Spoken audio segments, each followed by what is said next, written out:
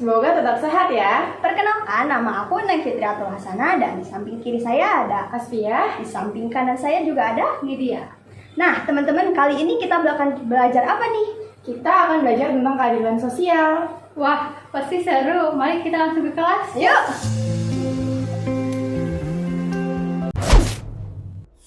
Jadi, pada materi kali ini kita akan membahas teori keadilan sosial menurut Rawls beserta reaksi dan komentarnya, gerakan keadilan sosial, dan juga teori keadilan sosial menurut Kuhn.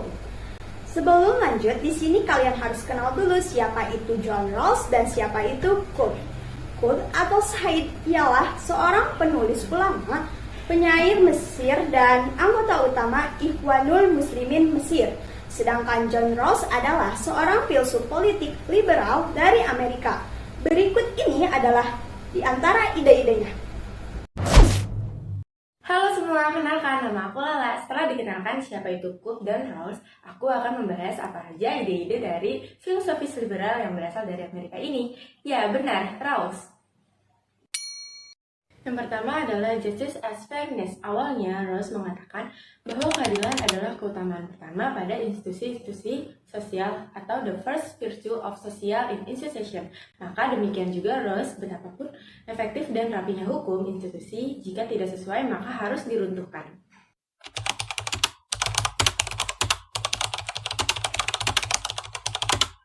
Nah, jadi bagi Rawls, pentingnya keadaan sosial adalah untuk tidak membeda-bedakan orang dalam mendapatkan hak dan kewajiban. Dasar status merupakan keseimbangan yang tepat antara berbagai iklim yang berkompetisi untuk mendapatkan keuntungan kehidupan sosial.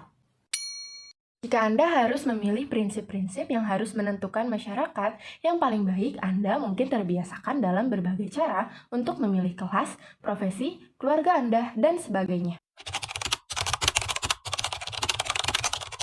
Ide-ide dari teori keadilannya John Rawls yang ia sebut sebagai justice as fairness, adil itu fair, adalah posisi original position dan tirai ketidaktahuan fail of ignorance. Jaran Rawls mengenai ini adalah untuk menyusun suatu eksperimen pemikiran situasi hipotesis yang di dalamnya seluruh fakta tentang diri Anda dan hasrat-hasrat tertentu Anda tersembunyi dari Anda di balik tirai ketidaktahuan veil of ignorance. Anda harus membayangkan untuk tidak mengetahui apakah Anda mempunyai kerja atau tidak, apa jenis kelamin Anda, apakah Anda mempunyai keluarga, di mana Anda hidup, sepintar apa Anda, apakah Anda seorang optimis, pesimis, atau seorang penagih narkoba. Namun, pada saat yang sama, Anda mempunyai target yang baik dalam politik dan ekonomi, basis bagi organisasi sosial, dan hukum-hukum tentang psikologi manusia. Setiap orang mempunyai hak yang sama pada sistem total yang paling ekstensif tentang kebebasan dasar yang sama, bersesuaian dengan sistem kebebasan yang sama bagi semua. Rawls 1999 banding 266. Teman-teman, setiap orang memiliki hak yang sama dalam sistem kebebasan. Maksudnya ialah setiap orang menginginkan kebebasan yang sama dengan orang lain. Jika orang tersebut tidak mendapatkan kebebasan, maka ia disebut korban atau diskriminasi. Prinsip kedua Rawls, kesenjangan sosial dan ekonomi harus diatur sedemikian rupa. Teman-teman, ketimpangan sosial dan ekonomi itu diatur sehingga keduanya A. Untuk keuntungan terbesar bagi yang kurang beruntung, konsisten dengan prinsip tabungan yang adil, dan B. Diterapkan pada jabatan dan posisi terbuka untuk semua dalam kondisi persamaan kesempatan yang adil. Para kritikus telah mengklaim tentang pendekatan Rawls ini bahwa apa yang seluruh Rawls lakukan dengan eksperimen pemikiran tentang posisi original adalah sebenarnya mengkonfirmasi prasangka-prasangka liberal sebelum ada pre-exist. Dan diberikannya pada prasangka itu aura prinsip yang dipilih secara rasional dan tidak realistik untuk berpikir bahwa kita jangan membayangkan apa yang kita tidak tahu dan apa yang begitu sentral dalam eksistensi individual. Dalam pembelaan Rawls, dapatlah dinyatakan bahwa seluruh petunjuk ini adalah kesulitan dalam penggunaan eksperimen pemikiran secara efektif. Namun, ia mungkin dapat menjadi perangkat yang terbaik yang kita punyai untuk memunculkan prinsip-prinsip bagi menata masyarakat. Bahkan, gambaran-gambaran psikologi manusia ia nampak tidak sempurna dalam banyak hal. Rawls mengambil prinsip-prinsip itu yang dapat mengetengahkan visi masyarakat liberal yang di dalamnya orang dapat hidup berdampingan dan mendapatkan konsepsi mereka sendiri tentang apa itu yang baik dan yang buruk.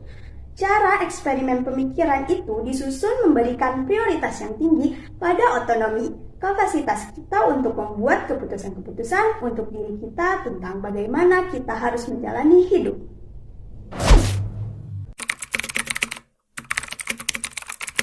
Berikutnya yaitu ada gerakan keadilan sosial. Nah, teman-teman, keadilan sosial juga merupakan konsep yang digunakan untuk menjelaskan gerakan menuju dunia yang adil secara sosial, yaitu gerakan keadilan Global Justice Movement. Dalam konteks ini, keadilan sosial itu didasarkan pada konsep hak asasi manusia dan kesetaraan, dan dapat didefinisikan sebagai cara di mana hak asasi manusia itu terwujud dalam kehidupan sehari-hari setiap manusia di berbagai tingkatan masyarakat. Ada banyak gerakan yang bekerja untuk mencapai keadilan sosial dalam masyarakat.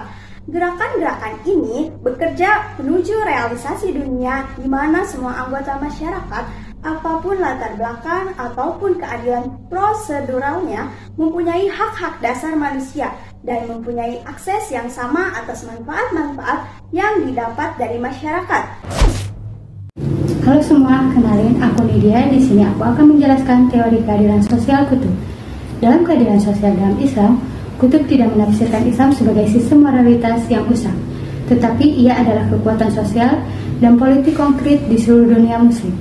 Di sini, kutub melawan Ali Al-Araji dan Toha Hussein yang menyatakan bahwa Islam dan politik itu tidak bersesuaian.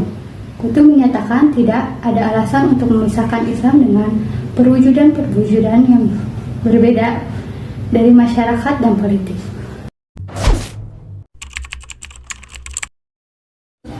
Karakter dan metode menurut kutub. Keadilan sosial dalam Islam mempunyai karakter khusus, yaitu kesatuan yang harmoni.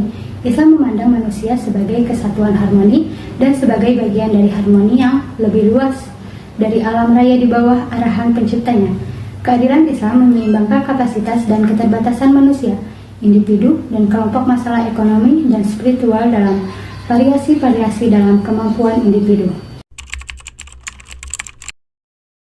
Konsep etika kutub. Melalui diskusinya tentang pentingnya keadilan dalam Islam dari sudut etika filsafat moral, keadilan dengan demikian merupakan konsep etis. Etika ini berakar pada apa yang ia sebut sebagai pondasi keadilan sosial. 3 pondasi keadilan sosial dalam Islam menurut kutub. Pertama yaitu pembebasan nurani, pembebasan dari segala pelayanan dan pembebasan dari ketakutan dan perhambaan pada kekayaan, keinginan, dan ambisi. Kedua yaitu persamaan manusia menghalangi superioritas berdasarkan pada kelahiran, ras, agama, patriotisme, atau jenis kelamin.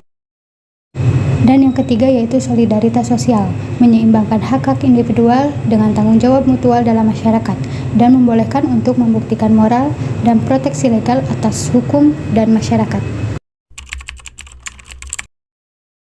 Struktur masyarakat. Selain sebagai konsep etis, keadilan sosial juga merupakan basis struktur kemasyarakatan dalam Islam. Demikian karakter tanpa prakteknya dalam masyarakat, keadilan hanyalah merupakan konsep yang utopis.